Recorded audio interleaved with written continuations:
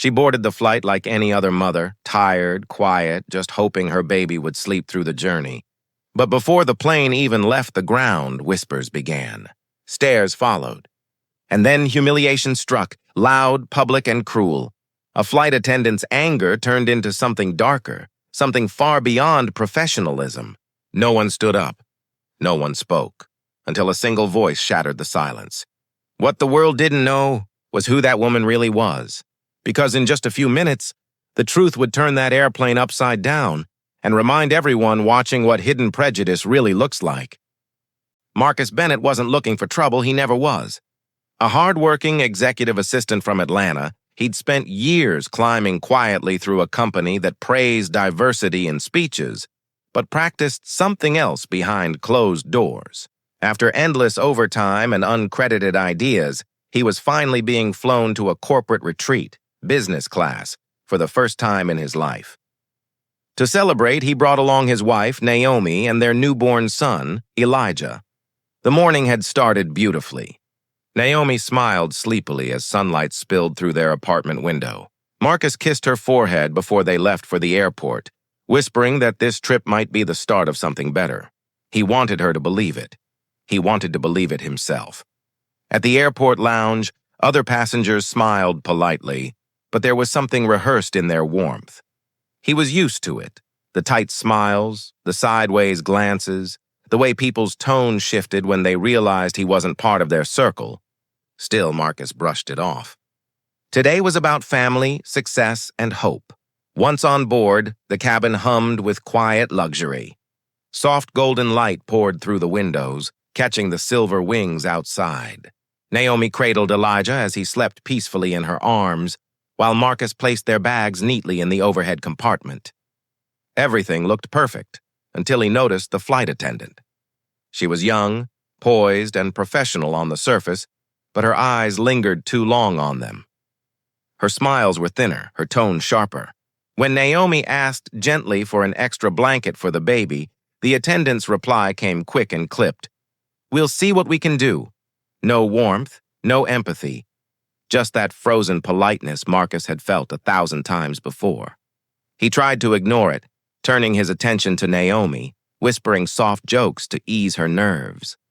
But something about the woman's presence unsettled him. Each time she passed, her gaze carried quiet judgment, as though their very existence in those seats was some kind of mistake. As passengers settled in, safety announcements played over the speakers. The engines began to hum, but Marcus couldn't shake the feeling that this flight, his moment of pride, was about to become something else entirely.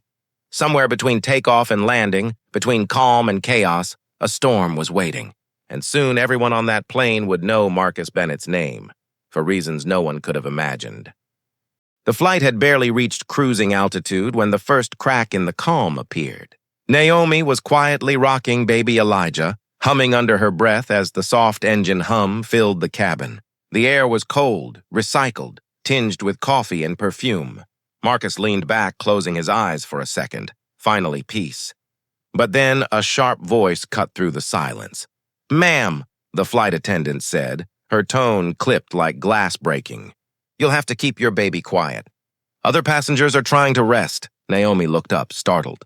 Elijah wasn't even crying, just stirring softly, letting out tiny sounds that any mother would hush with a smile. Marcus opened his eyes, confused. "He's fine," he said calmly. "We'll keep it down." The attendant didn't move. She stared at him for a long moment. That same cold, measuring look. "Sir, please lower your tone," she said. "We're maintaining a professional environment. Lower his tone?" Marcus hadn't even raised his voice. A few nearby passengers glanced over, whispering. Naomi's face flushed as she tried to shrink into her seat. Marcus took a breath, forcing a polite smile. "We understand. Thank you." But the attendant wasn't done. She lingered, straightening their blanket as if inspecting it, then gave a short nod and walked away. The moment passed, but the silence that followed wasn't peace. It was pressure. Thick, invisible pressure. Minutes turned into hours. And each time she passed their row, Marcus could feel her eyes. Watching. Waiting.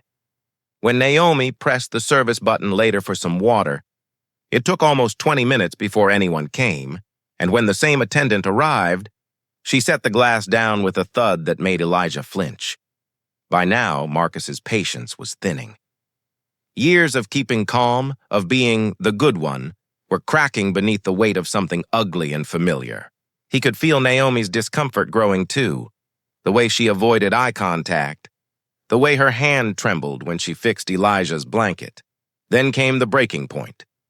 The plane hit mild turbulence, and Naomi instinctively reached for a nearby armrest, accidentally brushing the sleeve of a passenger beside her, a well-dressed woman wearing a pearl bracelet. The woman jerked her arm back, glaring.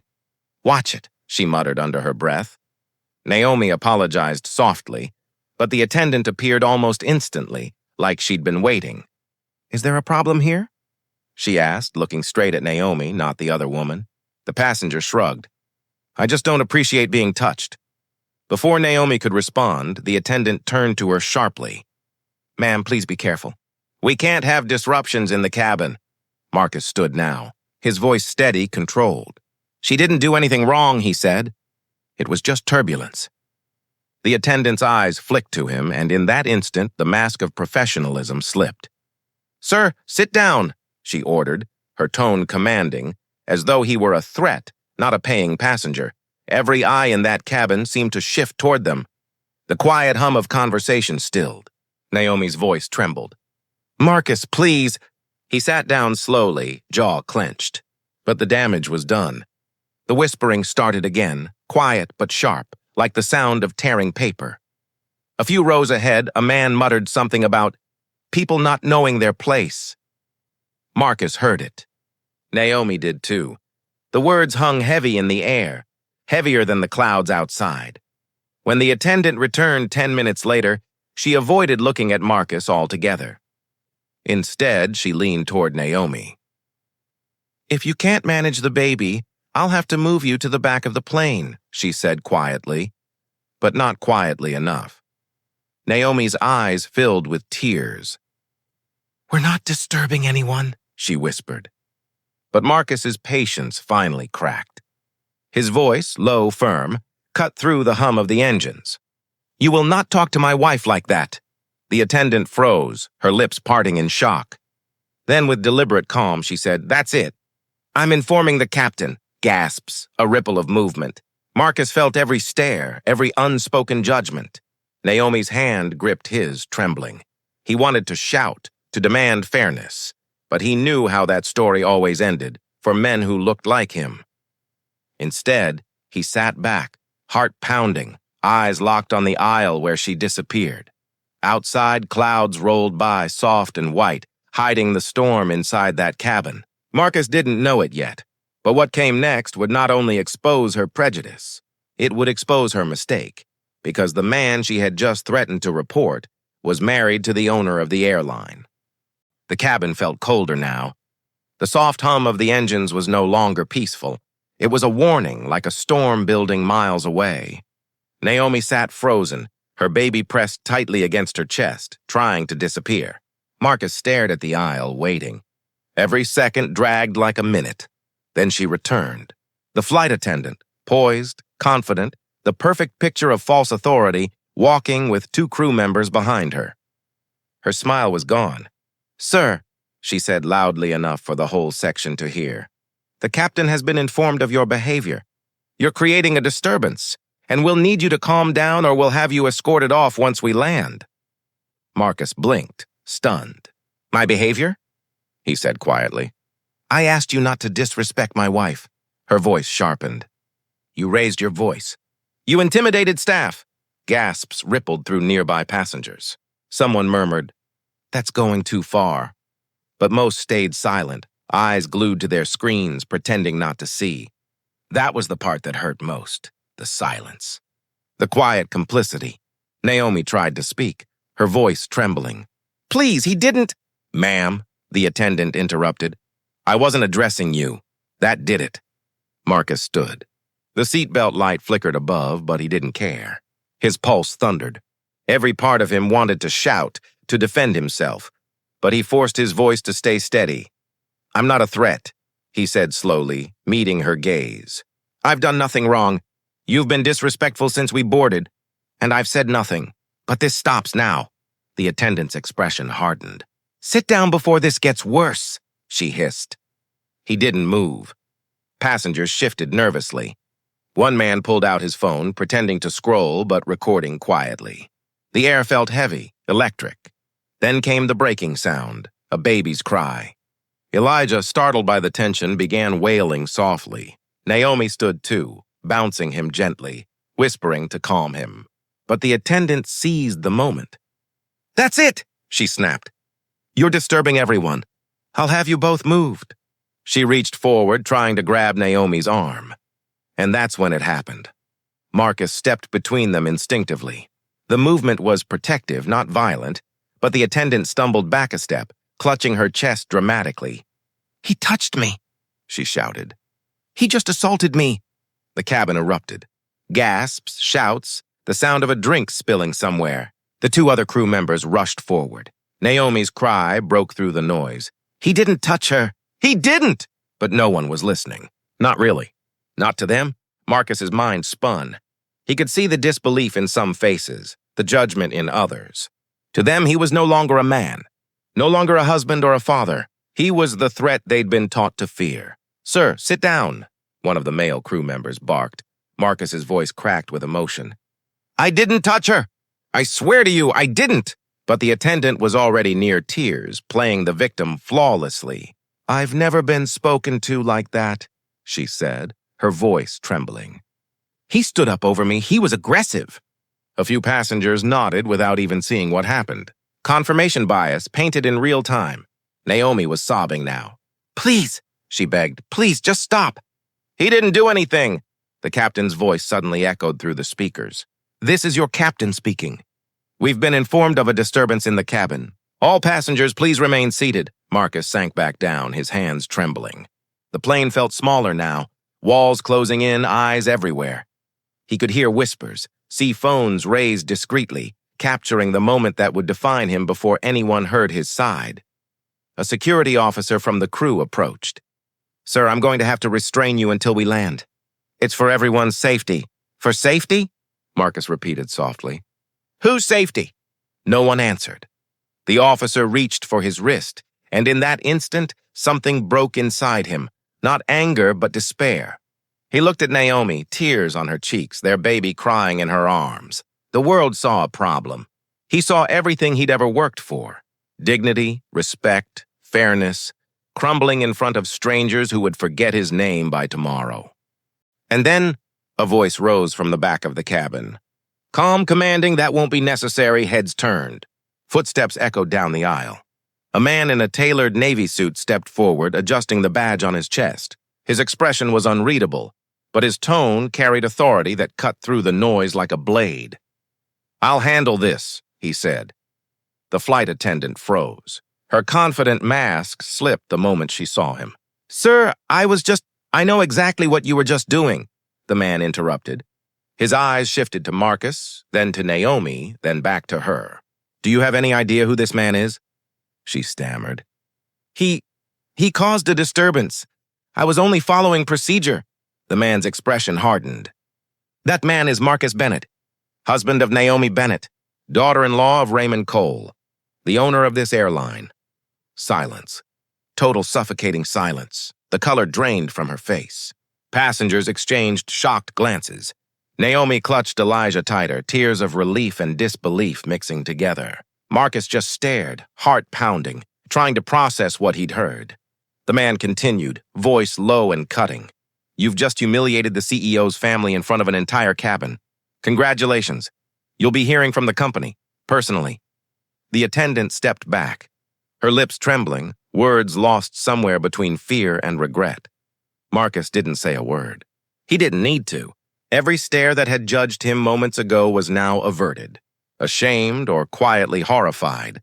But as he sat down again beside Naomi, one thought echoed louder than the silence. It shouldn't take power to be treated like a person. The rest of the flight passed in uneasy silence. The attendant never came near them again. Her perfect posture had wilted. Her steps were slower now, her eyes fixed anywhere but on the Bennetts. When the plane finally touched down, Marcus didn't move right away. He sat there, staring at the aisle where everything had unfolded, where dignity had been questioned and then instantly restored, not because of justice, but because of power. Passengers avoided eye contact as they disembarked, slipping past with quiet guilt in their eyes. Some whispered apologies that felt too light to carry any meaning. Others pretended nothing had happened. Naomi held his hand tightly, the baby sleeping peacefully now, unaware of the storm he had slept through. Outside the cabin, the airline's ground manager was waiting, nervous, apologetic, stumbling over words. "We are deeply sorry, Mr. Bennett." "Mrs. Bennett? This is unacceptable. There will be consequences." Marcus only nodded. He wasn't angry anymore, just tired. Tired in a way that no apology could fix. As they walked through the terminal, reporters hadn't heard yet. No cameras, no statements, just the quiet aftermath that always follows injustice once it's handled. But inside Marcus, something had shifted. He realized how fragile dignity could be, how one person's bias could strip it away in seconds, and how another person's status could restore it just as quickly. And that was the part that haunted him, because justice shouldn't depend on who you are married to. Days later, the story broke anyway. Someone on the flight had uploaded the video. Millions watched, commented, and shared. Outrage filled the internet. Hashtags, statements, apologies from the airline. The attendant was suspended. The airline promised mandatory bias training, but Marcus didn't feel victory. The world had moved on to the next outrage by the following week. Only he and Naomi carried the memory, the stares, the humiliation, the helplessness that came before the world learned his last name. He often thought about those who didn't have anyone powerful waiting for them. The ones who couldn't record, couldn't prove, couldn't fight back. The ones who disappeared beneath the noise. Because the truth is, what happened on that plane wasn't new. It was only visible, and maybe that's the hardest part of all, how the world only listens when power speaks, and turns away when the powerless cry. Marcus held his son one evening, days later, and whispered softly, "You'll grow up in a world that sees you before it judges you. I'll make sure of it." He didn't know if it was a promise or a prayer, but it was hope. And sometimes, hope is the only thing stronger than hate. So, the next time you see someone treated differently, ignored, blamed, or silenced for the color of their skin, remember this story. It shouldn't take wealth, or power, or a last name to be treated like a human being. The question is, when will we start acting like that truth actually matters?